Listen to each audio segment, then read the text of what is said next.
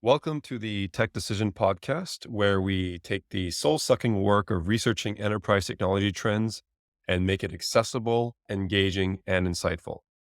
Each episode dives into the vast world of tech solutions, breaking down complex choices into manageable insights to help you make informed, strategic decisions. Whether you're a seasoned IT professional or curious newcomer, Tech Decision is your go to resource. Tech Decision is sponsored and hosted by the team at Tailowflow, the leading technology selection platform to evaluate vendors for your exact use case. I'd like to introduce my co-host, Abhishek Singh. Abhishek is the manager of enterprise systems integration at Toast. Prior to this, he was a principal analyst at Gartner in the application architecture, infrastructure, and integration group. I am your co-host, Louis Victor Jadavji. I am a co-founder at Tailowflow and its CEO. And finally, our guest, Ryan Cooke. Ryan is the founder and CEO of JumpWire, a YC-backed data security company that helps clients handle data more securely and maintain a compliance posture aligned with SOC 2, PCI, and more. Before JumpWire, Ryan was the CTO of Orem.io, a payments network, and also head of US technology at N26. So Ryan, how did you end up founding JumpWire, and what's your work like today? Well, first, thanks for having me. I'm really glad to be able to talk about this topic. We started JumpWire to solve some of the problems that we faced in prior companies, mostly startups, but also large technology companies grapple with how to manage data. And increasingly, a big part of that is manage the data securely and do it in ways that comply either with regulations and laws or internal policies that organizations have created for their own information security programs. There's typical data stack in a lot of software and applications that you use today. They tend to use commodity databases called relational databases. These are really fantastic at storing large amounts of data, making it easy to query large amounts of data, but they tend to handle data in a very kind of uniform and generic way. And when it comes to applying security to data, there needs to be additional information about how sensitive is this data. And based on how sensitive that data is, there may be additional rules around how that data is handled, usually around who can access it, but also what programs can process it, and then what third parties can it be shared with. And so we felt like there was a gap in your typical web application architecture where you have a very dumb storage layer and you have an application layer that has your business logic, but nothing in between that's understanding pieces of data that's moving around different layers of that architecture and then making decisions on how that data should be handled. So we decided to got a chance to join a good friend of mine with a co-founder, and we decided to tackle this problem with technology. Wonderful. And this falls into the space of DSPM or data security posture management, right?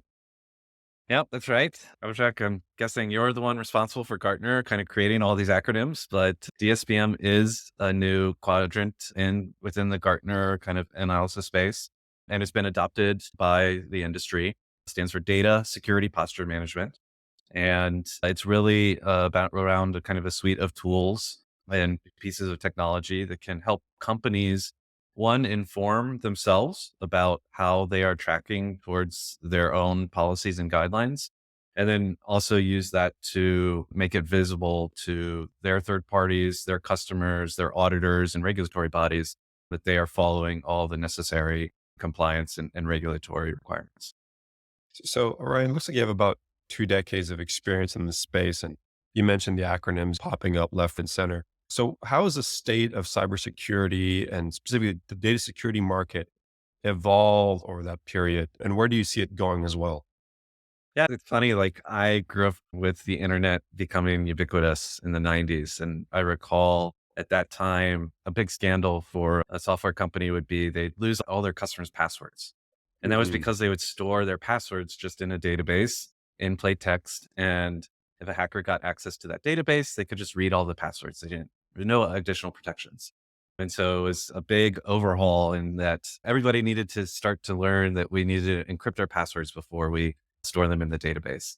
And then similarly, as Wi-Fi became more ubiquitous, network encryption, right? TLS. I remember first accessing Facebook over an unencrypted network. It was just HTTP, Facebook.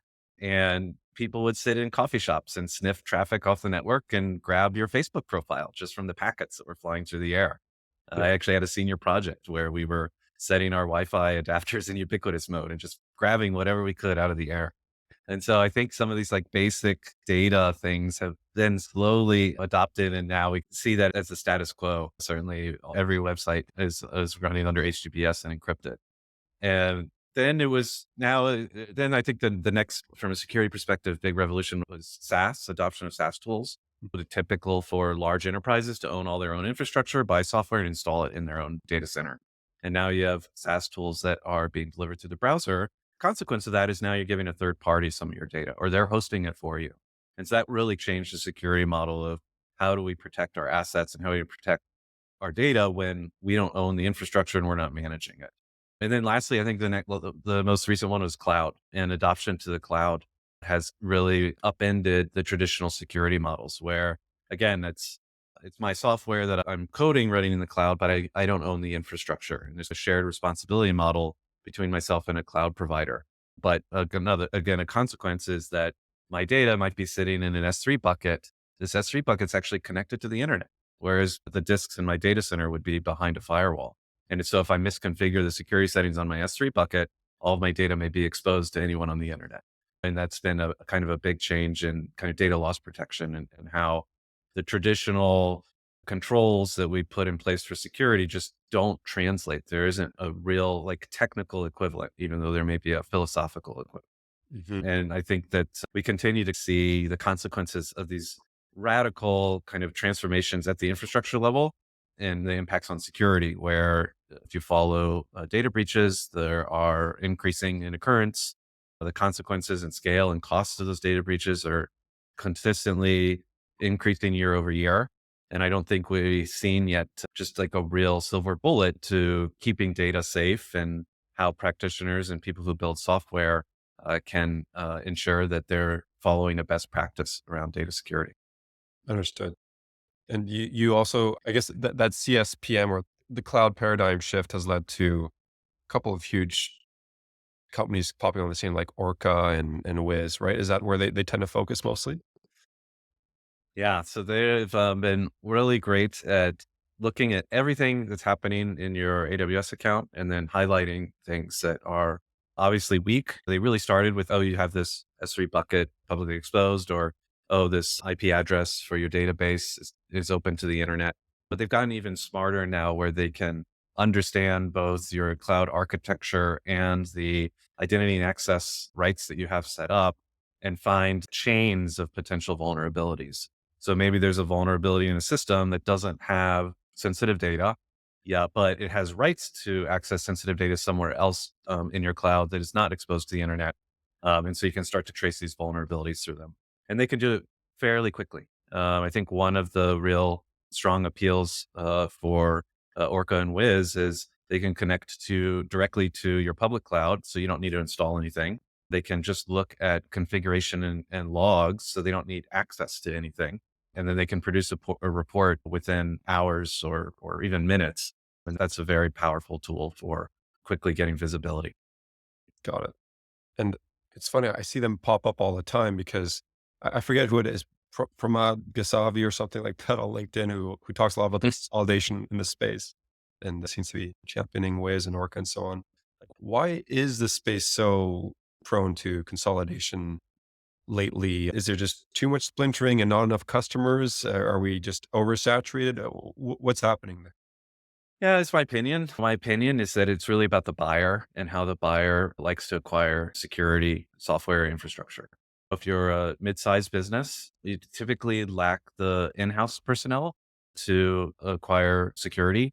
And so they'll go through service providers. And so a lot of these larger players have set up platforms and tools for their partners and service providers to effectively resell and deploy their solutions. And that's really hard for smaller companies, like Mhm. security startups, to build initially. And so you tend to just gravitate towards larger players serving this MSSP, the managed security service provider market. And then the second is large enterprises. Even if they do have internal teams, they tend to like to buy platforms. There are tens of thousands of security products in the market and trying to understand what is the best security product across 24 different categories, all of which I need to fulfill to implement security in my organization. That's really challenging. So I'm like a vendor selection. You probably know how hard it is to pick just one solution. And so do that 20 times. And I think that's why buyers tend to gravitate towards platforms. Like they do like that. Hey, we can solve all your security problems because we've rolled up all these solutions. Sometimes they're still disparate products underneath, right? You're still implementing them individually. But from a brand and acquisition perspective, you can get it from a platform. So the big platforms, the Palo Altos and others, there's maybe three or four Mhm. of those they love to acquire and roll things up in and continue to expand their reach. They'll less likely to build a DSPM tool and more likely to just acquire it when they need to fill that category. And so that's, I think, driving a lot of the consolidation that we see in the past couple of years. And with that context, which of course is going to impact innovation and what kind of startups enter the fray. So where do you see this industry being, let's say 3 to 5 years from now? Yeah, I think the unfortunate drawbacks of the kind of posture management tools is they're less able to actually remediate problems. They're very good at finding problems and alerting you to them, but when it comes to actually solving that, fixing a vulnerability, there's typically implementation that still has to be done by the engineers in the organization or by adopting a new control. They're not necessarily going to fill all those gaps.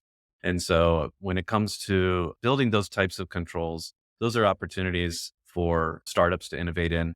We've seen in the data space acquisitions very recently, Flow Security. There are three or four just in this year have been bought by some of the larger platforms, specifically around controlling data, controlling access to data. And I think that's the next level of scrutiny that the industry is going to start to demand, because knowing about a problem is only half the battle. Maybe it's the majority of the battle in a lot of cases, but there's still work to be done. And then the second, I think, is enterprises are getting more and more reluctant to share their data. I started an enterprise SaaS company 10 years ago. And at the time, we were able to plug directly into people's SharePoint instances and pull confidential information out without a lot of scrutiny. I don't think you can do that anymore. And then with the kind of explosion of AI, one of the biggest narratives around OpenAI in the security space is, what is my data being used for in those models? And there's still a lot of uncertainty and gaps around, can I use OpenAI with my private data and feel like that data is secure? And so I think I continue to see industries like hospitals increasingly requiring vendors to come on premise instead of let the data leave their network. And I think that it's going to continue to become a more common position that companies take. Yeah, it makes sense to us. So I have a question around the direction of the data protection market. So what is the thing that has surprised you most about the data protection market or the newer Uh, term, which is data security. yeah, data security posture market. So newer acronym to the similar thing, I think. Or I may be wrong on this. That's every time. I always look them up. Before this meeting, I had to remind myself what CNAP meant. But yeah, I think I'm pretty surprised around just the visibility aspect. And a lot of DSP has initially focused on, let's go find all your data and then tell you where the sensitive data is and who has access to it. And maybe it's because I've always worked in smaller organizations and startups. That does seem to have a lot of value for enterprises. And the reflection of that is that these companies just don't even know what data they have. They don't know where it is. They don't know, is it something that needs protection or not? And that's, I think, is a little bit shocking. I think I've seen where access controls have been over provisioned. Certainly people have too much access to data. I think that's pretty common, but not realizing that you have entire repositories or databases of data that just he or the security team isn't aware of, hasn't been classified, and there's no control around is pretty surprising. But that's a perfect problem for DSPM tools to solve because they can fill that very quickly. And then I think the second piece is, what do you do? But still really challenging to process large volumes of data and move it. Moving bytes off of disks across networks, that still can take a long time. And so if you're sitting on petabyte scale, terabyte scale of semi-structured data, and you want to apply a novel encryption to it, how can you do that from a technical perspective? Still very hard. I mean, a lot of the, I think, innovation in the big data stack around data warehouses, ETL, ELT, data lakes, different ways to just dump and process data. Those technologies haven't really translated into the security space yet. And we're just now starting to see talk about data fabrics and applying some of these either federated search and processes or ETL processes that I think a lot of data teams have had in their tool belt for a while is now coming into the security space, which is exciting. It's very interesting. And so I have a follow up question to this. Does the provisioning of data roles slow down the amount of work or slow down the amount of uh, things that need to be done from the individuals? So let's say, for example, we don't provide access to individuals who need the data access for specific things in their project. So provisioning those data accesses to individual at a slower rate, does that hinder projects in different companies? What has your experience been? Absolutely. And this is the trade off that engineering leaders or security leaders have to take, which is, do I try to kick everyone out of my database, data warehouse, because I know that I can't distinguish between what kind of data that they can access through that? And then they can't do their job. There are tons of operational roles that kind of analytical roles that need, you know, pretty broad access to large data sets for them to do their daily job. Or do I try to limit what they can see, but still give them some kind of access? Incredibly difficult to manage, especially when you multiply that by the number of kind of SaaS tools and the number of data repositories that most companies are using. Every repository and tool has its slightly own different authorization schemes. And so creating the matrices of this role should have this kind of access inside this tool, provisioning that, deprovisioning that, that's a really big challenge. And then classifying data. Typically, I've fallen into this trap too in startups where I just say, you know what, everything in production is confidential. Because I can't really take the time right now to distinguish between what's marketing data and what's my customer PII. So I just say it's all super, super controlled. But that doesn't scale either. And so some of the solutions around privilege access management, which I would say fall outside, but certainly intersect with DSPM, are innovating there where they're giving people temporary access. Maybe I don't need all the access all the time. I just need it for the next day to do my job. And then on the DSPM side, automatically classifying data. Okay, I don't need to tell you what first name, last name means to me. You can just know, okay, that's a PII. This is a social security number. This is a phone number. This is an address. And very quickly create a classification scheme for large data repositories. And then on top of that, once I have that kind of classification scheme, then it becomes a little easier for me to start to do privilege access in a way that is tailored towards people's roles and taking advantage of some of the granular authorizations. That makes sense. I just wanted to understand the difference between DSPM and CSPM, which is Cloud Security Posture Management. How are these two areas or these two technologies different or similar in a way?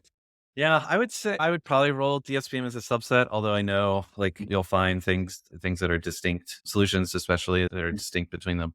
But CSPM is really just looking at your entire cloud. So I have an AWS account. Do I have it configured correctly? Is the security of all of my services in AWS? And of course, AWS have hundreds of different types of services. And so understanding how should I be configuring my Lambda functions to be secure versus my EC2 instances to be secure is all different kinds of best practices you apply between those. And so CSPM understands those and can apply that criteria to your account and tell you very quickly. DSPM is really just focused on data. And it's like, where does that data live? How sensitive or confidential is that data? And then who has access to it? And does it seem like too many people have access to really confidential data when I'm expecting only specific roles or specific kind of leadership have access to types of data? And that's where, DSPM carves out its niche from just the broader cloud, which can include things like compute and other digital resources. So what I get is CSPM is mostly focusing on data security as well as security misconfigurations that you need to manage across hybrid cloud and multi-cloud environments. And DSPM is emerging out of the CSPM umbrella. Yeah, that's good. Yeah, that makes sense. most of the viewers of this podcast would be understanding why we need data security. But for people like me who barely understand security, just wanted to ask this question: why it is important for organizations to go ahead and invest in data security tools, and at what stage it is relevant for them to invest in data security? Yeah, I think security is an interesting industry to work in because some of the motivations look really different depending on the type of customer or industry that you're trying to serve. Certainly, there are some companies that need security. Security is their main value proposition. Maybe they're selling to government, they're selling to hospitals, healthcare. People are making buying decisions based on that security. But for a lot of companies, interestingly enough, security is considered a cost and not an investment. And that's really because the nature of their business is such where it would be unfortunate if there was a security incident, but not fatal. Or maybe their customers just don't care about security. I was uh, just a few months ago talking to a company, their consumer business. They digitize people's old photographs and VHS videotapes. And the thing that they are most worried about is not, am I leaking someone's old family photos? It's, am I losing someone's old family photos? They can't lose data because if they lose data, their customers, they'll lose their customers. Their customers rely on them to keep these assets safe forever. And so that's just the type of business where they're not deliberately trying to be insecure, but it's just not a top priority for them.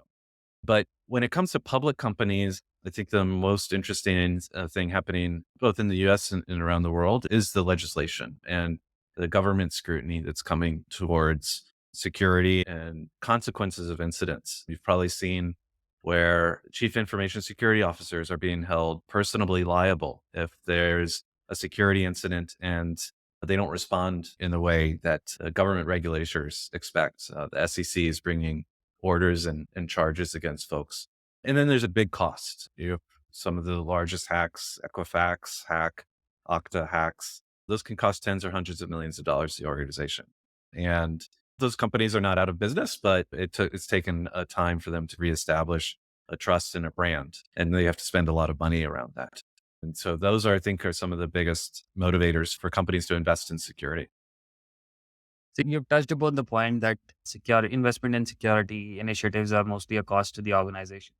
And there are motivators beyond that as well. So how does an individual security analyst or security people in the organization convince the leadership to invest in the discipline and the set of technologies that would help the company secure the data? And how do they go ahead and measure the efficiencies and return on investment in these security technologies? Yeah, so I think the most effective strategy is to align the security goals with the risks of the business. If you can express that this weakness or vulnerability is contributing to something that's considerable risk to the greater business, it's going to get the attention of leadership and ideally the prioritization. I think the downside is, as engineers specifically, we like to talk about from a technical perspective. And we try often adopt this idealized state of this is insecure. And so we should fix it. And the larger business just cannot orient itself around that. And like I mentioned, different businesses have their risk profiles look different. Reputation is sometimes important, sometimes critical. And so certainly a lot of the risk of a security breach comes with the risk of reputational loss. And that can be one big motivation. Another is the regulatory side. And is there a monetary penalty here? Is there kind of a liability that could be held to the company? And this is true both for security incidences, but also a lot around privacy. You see a lot of different countries around the world adopting new standards for how to manage privacy with customer information and customer consent. And those have the same kind of implementations into your technology control stack as does a breach protection. Fascinating. The regulatory environment must be such a big driver for this business right now. It really is. Yeah. It's worked in situations where just tracking customers' consent. So this is not their data, it's that they've consented for you to use their data. It's not an easy thing to just drop into your piece of software. There's quite a bit of engineering work that has to go into that. Exactly. And a very low threshold for compliance as well. You don't need to be a big business to need to adhere to it. Yep. Yeah. Fair enough. So what are some shining examples then of, let's say, case studies of data security and done well? Yeah, I think it's interesting. A lot of the challenges security is proving a negative. The examples that stand on my mind is where there was a breach, there was an incident. I think when you're building software, bugs are inevitable. There's always going to be problems. And so you don't see that as a mistake. It's part of the business. I think Circle CI had an incident last year where fairly severe. Someone was able to session hijack from an engineer's laptop credentials that allowed them to provision resources that would read encryption keys and then read by getting access to encryption keys, they're able to get access to all the secrets, all the customer secrets. Circle CI is a platform for building and deploying software. And so a lot of that is managing secrets like API keys that the software needs to run. And that resulted in them needing all of their customers to change all of their API keys. So if you used Open API, you've probably grabbed their API key and put it somewhere in your environment so that your Python application can use it. And imagine having to do that dozens of times across hundreds of customers. Hmm. They're very transparent about it. They responded very quickly. They made it public very quickly, I think within a couple of days of the incident. And so to me, those are really good practices. Obviously, you never want to see that happen, but it's likely to happen and the way you respond to it. And then you contrast that with something like LastPass, where I think they continue to be fairly obscure about what has happened and the level of impact. Again, they're managing passwords. They're also managing secrets. And it seems likely that not only did they lose everyone's encrypted passwords, but they probably lost some of the keys that can decrypt those. And they were very slow kind of to announce it months after the fact. They announced it in stages where they tried to make it seem like it wasn't a big incident and then later admitted it was a bigger incident. And those are the types of cases where I will never use that product. I can't trust that not only that they're trying to keep my data safe, but in the event that's not the case, that they're responding to it in a reasonable way. Yeah, the LastPass incident hits home. I preferred Bitwarden ever since, but it's one of those things where it's deeply embarrassing, whereas a company with ties to security suffering such a serious breach or a series of it is deeply embarrassing. Um, Yeah. yeah. You've touched upon the different security tools available in the markets, and there are many options available for the price leaders or security leaders to invest in different technologies. So, what does the vendor landscape look like? Are there too many tools to confuse the security leaders, or too little to pick from? Way too many tools. I've seen numbers like 10, 12,000 startups in the security space. That's all security, obviously, not data security. But even within data security, you have hundreds of vendors. Um, Differentiating them is very challenging as well. A lot of the terminology and acronyms are used, even though the implementation and the actual control look very different. And so I think for decision makers that are not familiar kind of with some of the um, technology definitions or how security gets implemented, it would be very challenged to find that. And I think the other is that a lot of the go to market motions for security tools tend to be sales led, enterprise led.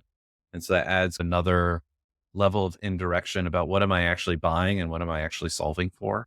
I think tools like Dataflow help that because you can take a structured approach to evaluating vendors and you can get the analyst's input on what is differentiating different vendors. But I tend to think in data security as that posture management, which is really visibility. I may not be aware of everything that's all the infrastructure in my enterprise. We're just too big, too disparate of a company. I didn't build it all. So give me a picture of where my data is and how it's being used. I think that's very interesting. But they're doing it through a scanning technique where they're just looking at configurations. They're not necessarily deeply inspecting all of my data. Then we have things around encryption. Typically, data security and encryption tend to get combined because encryption is a great way to make sure that someone I don't want looking at data can't look at it because they don't have encryption keys. And it's a technology that's been around for 5,000 years. It's very old and it's still effective. But you'll have vendors that are selling encryption technology specifically. And there's new encryption techniques, new algorithms that are being introduced. And so there's always kind of new tooling as a result of updates and advancements in the encryption space. And then you have kind of things that control where data moves. We're starting to see this with the kind of SASE, where I need to both control my network, because that's how data moves. It moves across the network, and control the tools that are and applications that are sitting on top of that network. And so that's a very nice combination where I can have a lot of confidence that if I'm putting a rule in place, no one's introducing an application that's actually moving data in a way I don't anticipate, because I'm also putting that control into the network layer. And that's, I think, when you go into a cloud, especially important, because you don't control what is exposed to the internet necessarily, and you can't control the actual machines where things are being stored. And so that's a kind of a new class of technology that's addressing that from a bottoms up approach in a new way. And then I think the last one is some of the data platforms. And we see very commodity platforms like customer data platforms like Segment. They actually allow you to designate where your data is stored and custodied. This again really lets you, makes it easy for you to stay within privacy regulations. Whereas if you're in the EU and serving EU customers, their data is not leaving EU data centers, the physical location of that. And these are just ways that you can set up your customer data platforms and analytical platforms. And so I think again, that's not a security product, but clearly the data security regulations and privacy regulations are driving product innovation in the vendors that are storing sensitive information for you. And they're giving you the tools to maintain the controls of those. Makes sense. So in each of those buckets, can you mention maybe 2 or 3 vendors that are leading the space that could fit each on CDP? You mentioned Twilio Segment. There's a bunch of others like Rudderstack, I'm sure. But what about the others you mentioned prior? Yeah, I think Big ID is one of the larger DSPM. They started in just the privacy space, but have moved into the larger DSPM. And again, like privacy, the one of the ways to be compliant in privacy is know where my data is, know who it belongs to, know who can access it. Hmm. Um, Lacework is another pretty big DSPM vendor, and I've gotten a chance to see some of their demos at conferences, and they have a really great suite about being able to give you a full map of like where all your data is and who has access to it. And then of course, Palo Alto, CloudStrike, all of those big vendors, they'll have a DSPM solution as well. I would say the CSPMs are also getting into the Wiz and Orcas. They'll have a DSPM component. In my experience, they're a little bit limited because they actually can't inspect the data inside like databases, because they're just looking at configuration and logs and not actually going and inspecting the data where it rests. They can't necessarily classify everything correctly. They still require you to put a little bit of input in there, but they can find anything just in kind of cloud native data repositories pretty nicely.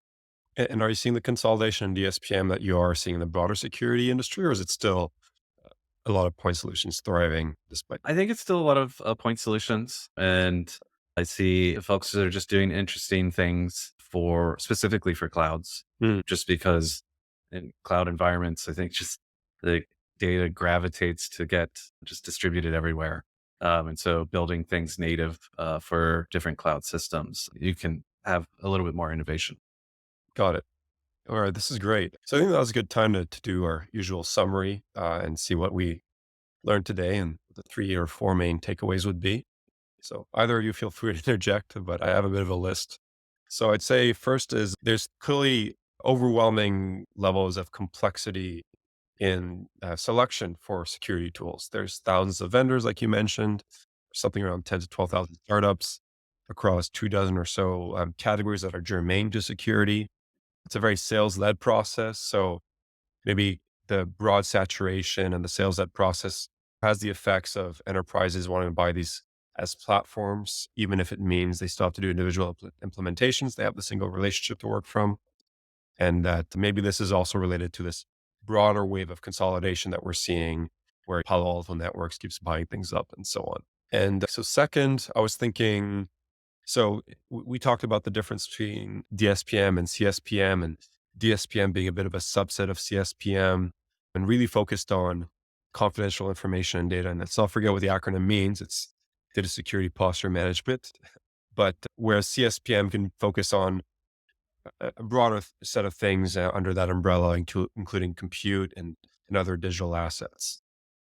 And then thirdly, I think another takeaway would be that security is not always a top priority. We talk about it as such a lot, but it's often perceived as a cost, like you said, and not necessarily an investment. It really depends on the relationship between the customers and the businesses investing in security. And of course, the broader regulatory environment, which has become very stringent, where you mentioned that even CISOs are now being held personally liable for breaches and so on. And there's now maybe more emphasis on the reputational damage that brands like Equifax and Okta have suffered in recent years. And there's of course not just the direct penalties that they have to pay out. The investment in rebuilding that trust and that brand over time is significant. And that's a big driving force behind the broader security market. Any other takeaways, Abhishek or Ryan, you think the audience should take? So I have one, Yep. which is picking tools. It's really difficult. So go ahead and invest your time in develop. Yeah, good plug. Really hard. And I think starting to see engineers get a little more involved. I'm very excited when engineers get to influence the decisions. That I think that data teams and data engineering has become a fairly well established discipline. And so if you're dealing with moving data around and munging it, reforming it, it seems natural that take on some responsibility for securing it. Mhm. But I think also just organizations getting better at knowing what kind of data they have and taking a measured approach to securing it. Not all data needs to be protected, certainly, but being able to understand what is sensitive and what is not is an exercise. And it's not necessarily something that comes naturally, I think, to most enterprises. Absolutely. Yeah. Said Ryan. Thank you so much, both of you. Thank you, Abhishek, my amazing co-host, and our amazing guest, Ryan. And as Abhishek said, if you want help making technology decisions, it seems like the security space is ripe for a tool like ours to help make the decisions easier. You can use Tailowflow to advance your vendor research much faster. All right. Thank you.